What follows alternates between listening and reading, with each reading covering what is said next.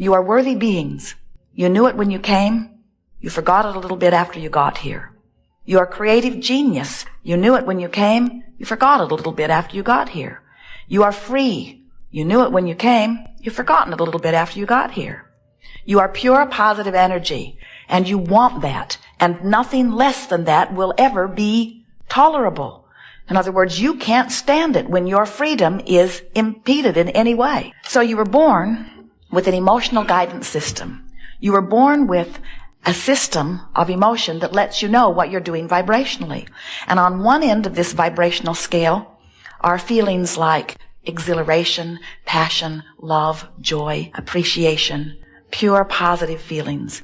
And the reason they feel the way they do is because in the feeling of them, you're focused upon something where you are giving to yourself the gift of perception of absolute freedom.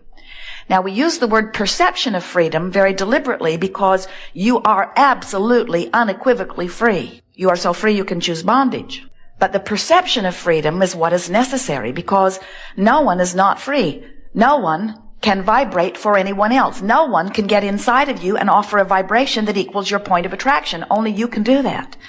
So since only you can do that, you are utterly free. But unless you know you are and you are applying your thoughts deliberately, then you don't feel so free. And when you don't feel free, it isn't because you aren't free, it's because you are perceiving that you are not free even though you're really free. So up here in those good feeling emotions is the perception of absolute freedom and empowerment. On the other end of the scale, down there where despair is, down there where that feeling of desperation is, where that feeling of depression is, or fear, they all feel pretty much the same. They are vibrationally nearly equivalent. It's the perception of disempowerment. It's the perception of not being free. You never are not free. But when you don't think you're free, you feel rotten. So your goods, your legacy, your deserved stuff is lingering out there, clearly yours, eternally yours. No one else can snatch it. It's yours. No one else created it. It's uniquely, vibrationally encoded with you. It's yours. But whether you let it in or not is clearly and only up to you. You never set your radio dial on 6:30 a.m. and expect to hear what's being broadcast on 98.6 FM. You get that. You know the frequencies have to match up. And this is no different. The frequency of your desire and the frequency of your in the moment, right now, point of attraction, vibrational offering has to match. And when you are irritated that you don't have enough money, the money that is yours can't get in. Your irritation is not keeping it away. Your irritation is the indication that you're keeping it away. If you are eager and hopeful even, hopeful lets it start moving toward you. Believing lets it in. Knowing makes it come as fast as you ask for it. You could get to the place of so much trusting this creative process and so believing in your ability to create and so understanding law of attraction and so aware of the way you feel and so in deliberate mindful keeping of your own vibrational mood, attitude, or point of attraction that you could think a thought and receive its results. Think a thought and receive its results. And in fact, you are doing just that. You are thinking thoughts and you are receiving the results of those thoughts. So what you're living, what's manifesting, matches precisely every single time, no exception, what you are outputting vibrationally. When you ask, you are asking from your unique vibrational position and source answers precisely. So now you've asked and source has answered. But now your real work begins. And that is you must find some way of managing the vibration of your being so that you match the signal that you have put out there that's being held in vibrational escrow. If you're sick, you're asking for wellness. And Source knows it and is answering it and is providing circumstances and events, even adjusting the cellular nature of your body in order to accommodate your new desire. But if you are beating the drum, every day you get up, you say, I don't have enough money. Money doesn't grow on trees. It's not fair that I don't have enough money. How come I don't have enough money? Look at him. He's got more money than he needs. Your vibration doesn't match what's being held for you in escrow because that is a pure positive vibration. And in your attitude of negativity or lack, you're not lining up. We call this gathering the art of allowing. And what it really means is the art of allowing your connection to your source. The art of allowing your vibrational alignment with the well-being of this universe. The art of allowing vibrational alignment with all that you consider to be good. Sometimes people misunderstand. They think allowing means looking out somewhere into their environment, finding some ridiculously awful, abhorrent thing, and then tolerating it or putting up with it. Being a doormat, just taking whatever anybody gives. Allowing is about feeling. Allowing is about vibration. Allowing is about alignment. Now, of course, in the strictest sense of the word, if you are focused upon something you don't want and feeling negative emotion as you focus upon it, you are, in strict terms, allowing this unwanted thing into your experience. But when we use the term allowing, we always mean allowing your connection to that which is really you, allowing your connection to source and to the resources of well-being that are your right. You are enjoying the expansion of your desire. What? It does expand, doesn't it? Continually, constantly. Constant amending of desires.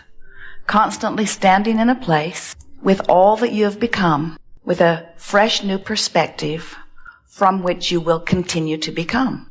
And the contrast that surrounds you is a perfect vibrational match for your unique, specific, leading edge position. Do you know that there is not another who stands in precisely the place that you stand? So the desires or preferences that are born within you from this place that you are currently standing are uniquely yours. No one else could accurately counsel you or guide you, for no one else could accurately assess the vibrational mix of the place where you stand right now. So the contrast that you are surrounded by, enveloped by, living, attracting, your contrast, is producing for you a unique perspective from which you desire, and you cannot turn that mechanism off. You cannot cease new preferences exuding from you. They are happening on many levels of your being. Some, consciously, you are vocally saying, I want, or I desire, or I need such and such. But many of them are just radiating from you, even without any words accompanying them, and they are all radiating from you vibrationally. Now, sometimes you're living some contrast. Let's say you open the mailbox, there are several large bills, and when you compare what's in your checkbook with what's being requested, you realize there isn't enough, not enough to be comfortable and have the extra that you want. And in that moment, even though it may feel extremely or moderately or mildly negative to you, in that moment, you radiate a desire, a preference. I want, I need, I'd like more money. So whether you say it or not, it emanates from you. Source hears it, agrees with you, lines up circumstances and events to accommodate you. No matter how much you want or need or prefer, there are no limits. Your experience causes you to ask, and Source lines it up. And Source does not line up more than you want or need or are asking for, or less, but exactly what you are wanting, needing, asking for. So we'll be talking a lot today about this emotional scale. And we want to show you how you can, with far less effort than it would require for you to learn QuickBooks on your computer, you can manage your own vibrational frequency. Because you were born with an emotional guidance system that lets you know how you're doing. It's really important, however, that you understand that this emotional guidance system is yours and that it's not hooked in with anybody else's.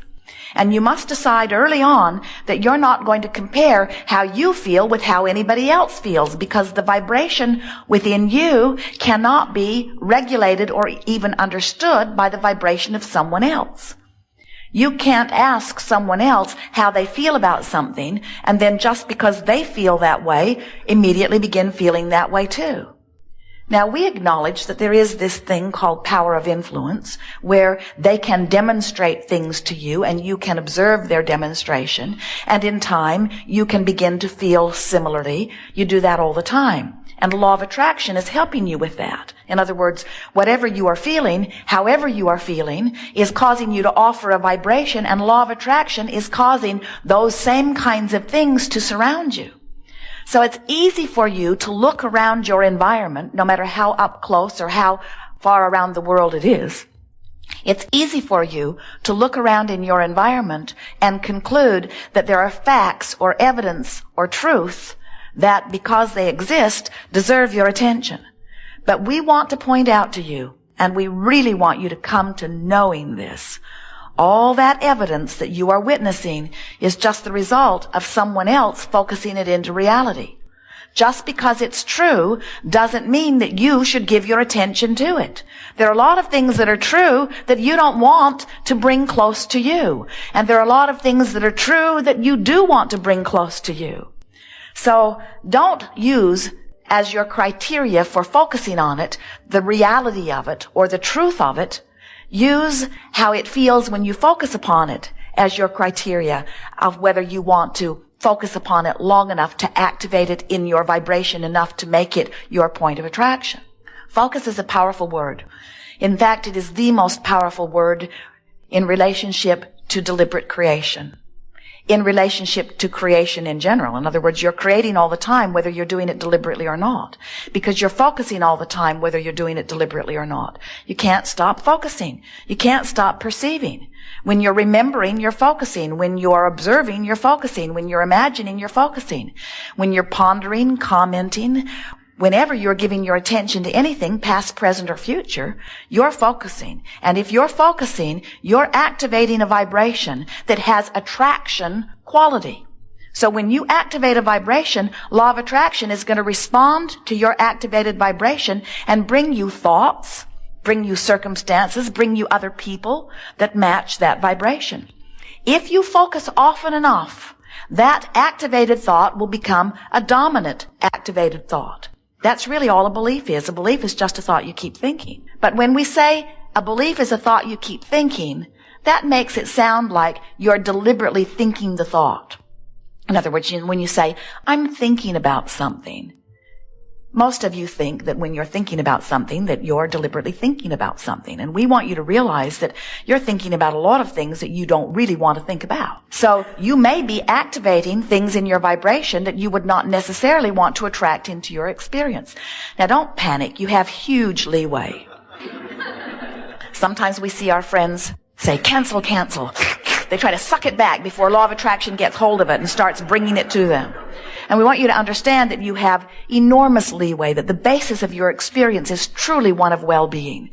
And it's great fun to get out there and mix it up and think some thoughts. And in the process of thinking and feeling and thinking and feeling, honing and fine-tuning and then deciding what you want to think about. And then practicing the thought until that thought becomes easy. And then watching the manifestations begin to surround you as you've thought that thought. And then find your new place, because now you've manifested all kinds of things and you have a new vantage point. And now the contrast gives you an opportunity to mold new thought. Think and feel, think and feel, think and feel, and then decide, this feels better than this. I think I will deliberately think here, and then watch as you activate that thought more deliberately until it becomes a dominantly activated thought. And then law of attraction causes things to actualize around it, and now you're standing in yet another new, wonderful place. And then the contrast is there again, and you're thinking, feeling, thinking, feeling, thinking, feeling, thinking, feeling. This is the way you mold the clay. The energy that creates worlds is the clay that you are molding.